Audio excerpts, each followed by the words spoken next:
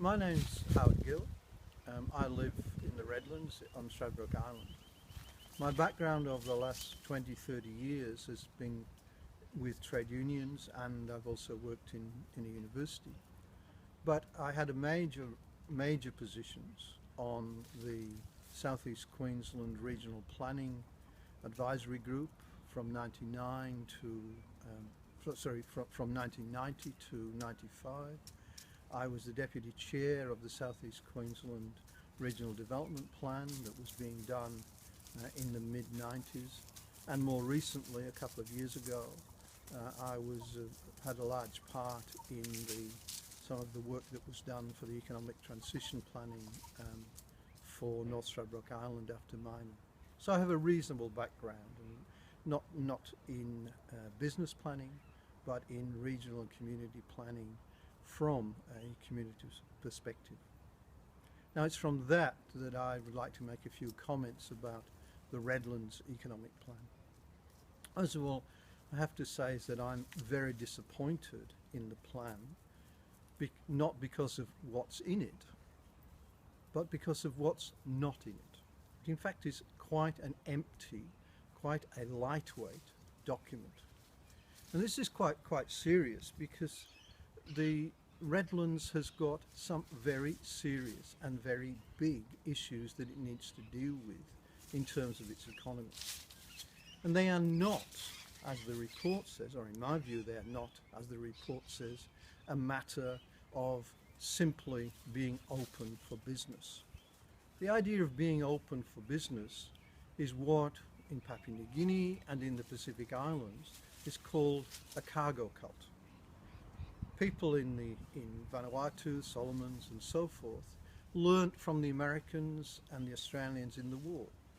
What they saw was the Americans built airstrips and things came to their community. So after the war they thought, oh, we'll build an airstrip. They did, but nothing ever came to their community. And this is somewhat the way that I'm afraid that the Redlands plan is treating the people of Redlands. Ironically, people of Papua New Guinea in particular and their government, and in the rest of Melanesia, have learned from their mistakes. They are now building their economy from the ground up.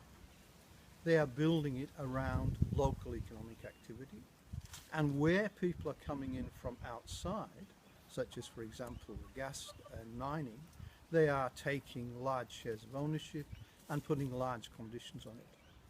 Now these are the things, in my view, that we need to be doing in the Redlands. We need to build from the realities of the Redlands, not from some fiction. The realities of the Redlands are, it is a dormitory place for the rest of Southeast Queensland. So for example, we need better transport, not only within the Redlands, but also from the Redlands to Brisbane and from the Redlands to the Gold Coast. We have to accept that people will have to move out of the Redlands to work.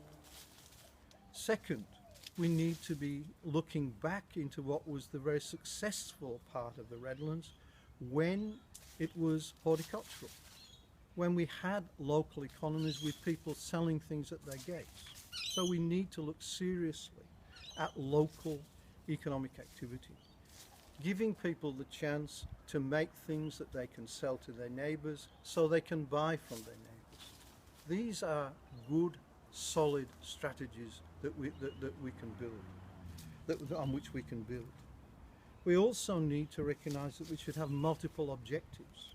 We need to be talking not just about the economy so we can look after the environment. We need to be saying we need to look after the economy, we need to look after the environment, and we need to look after social justice as three simultaneous objectives. So for example, we need to be serious about childcare, providing more childcare. We need to be serious about transport, as I said earlier. We also need to be serious about allowing people to do more things for themselves in their own areas, whether that is through planning, through government, through the council giving small-scale assistance to people and giving training and help to people. That's our future, not cargo cults. Thank you.